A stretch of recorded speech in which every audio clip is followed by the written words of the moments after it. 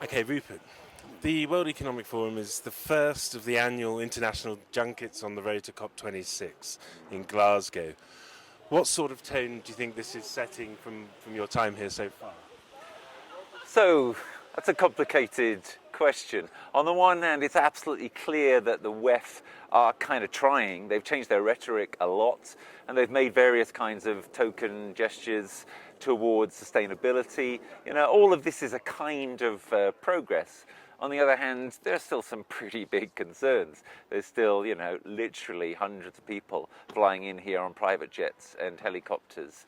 There just isn't any future with private jets. I don't mean there isn't any future for the World Economic Forum being taken seriously for sustainability credentials, which is obviously true. I mean, there just isn't any future.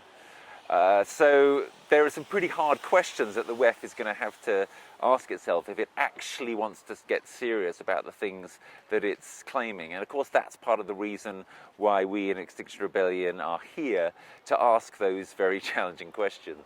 And in terms of asking the questions and then holding to account, we seem to have a sort of timeline between now and COP26.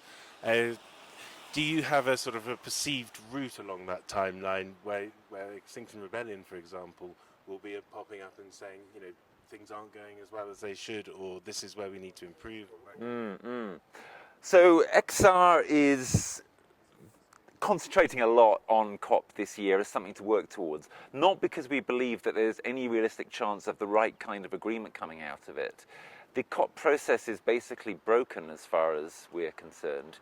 It's patently failing, and there needs to be a much more severe injection of concern, fear, hope, determination from civil society if we're going to get anywhere in this process. In other words, basically what we need is something like worldwide uprisings of an Extinction Rebellion type nature, which push governments way beyond where they are at present. So we're going to be working towards this a lot this year. You're going to be seeing all sorts of stuff, obviously reaching a crescendo this November, and I think you'll see the mother of all protests at Glasgow in the UK this November. But that isn't because we think that there's a very strong chance of the right outcome happening. It's just because it's an enormous opportunity that we have to try to take. Okay, and I'm going to come back to the civil society bit in a second. But with the noises coming out of the World Economic Forum, and they are pretty much saying what we'd like them to say, I think, in some aspects, that kind of puts you in a context where, okay, they're saying what you want them to say. Is everything cool? Are you on the same side there? I don't think they're quite saying what we want them to say yet. I wouldn't go that far. I was in a meeting yesterday, a private meeting, talking about protests in the WEF context, and it was a very interesting group of people. It was a fantastic conversation, to be honest.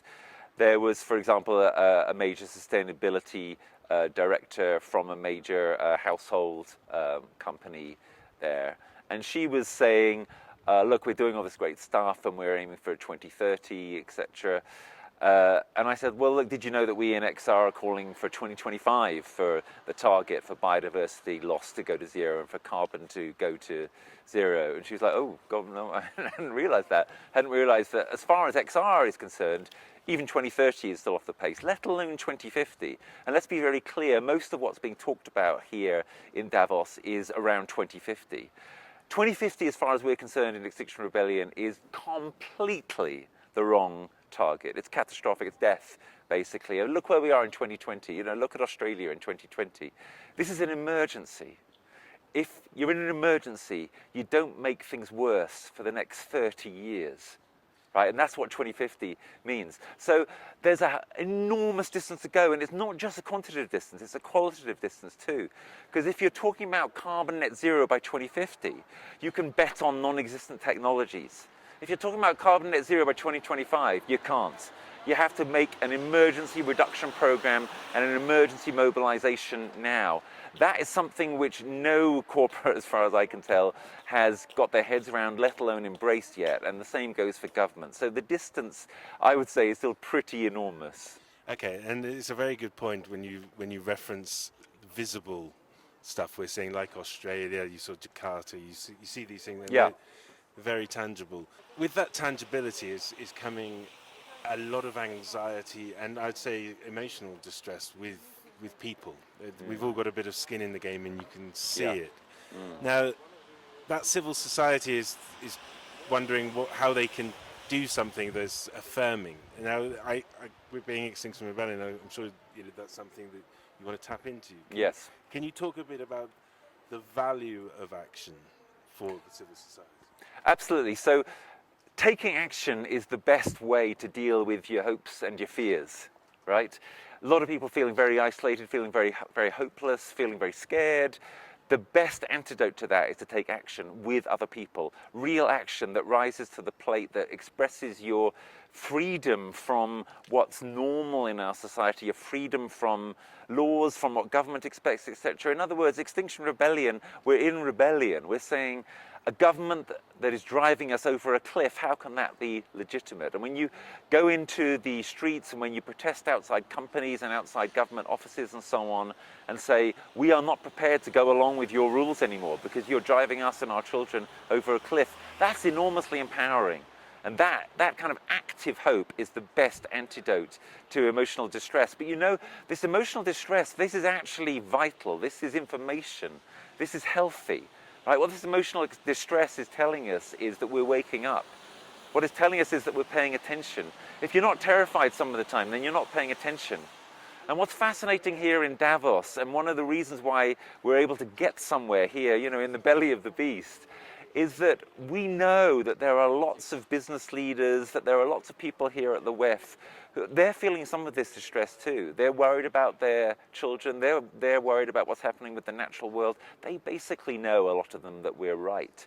So that's why what we're doing here at Davos is, among other things, talking to people behind closed doors, talking to companies like Facebook and Accenture and so on, and saying, look, you basically know that we're right, don't you? And you need to feel that, and then you need to start to act differently on the basis of that. In the end of the day, it works kind of the same for people. People are people, whether they're in corporations or not. And this is the exciting thing about the sense which we in XR are very insistent on, in which we really are all in this together. And if we can really get some of the corporates, etc., to feel that, well, then things start to become possible that were not possible before. We're talking about emotional distress, and the point is that that's linked to very real things, and you just mentioned that. And then the 2050 gap, it's because these changes are now becoming more exponential. That the response, in a way, you're saying needs to be exponential. Is that what you? Absolutely, yeah. The response needs to be exponential. Extinction Rebellion in the UK, for example, achieved extraordinary things in 2019 with the people that we had, tens of thousands of people.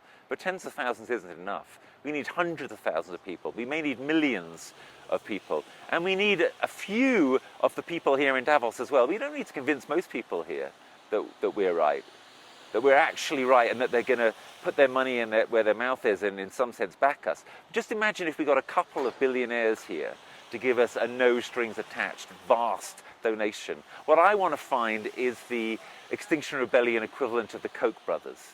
Yeah? A couple of billionaires who are prepared to actually put their money where their mouths or where their hearts are. People who are woken up enough to understand that if they just try and hold on to their money, the whole world's going to go to CRAP. And that there is a way out, but the situation is genuinely desperate. Yeah, we've got to be exponential. We need to be exponential as civil society. We need to be exponential in our rebellion. And if there's a few people here in Davos who can understand how they could fuel that, that could be very significant. Thank you very much. It's been great to talk to you. Thank you.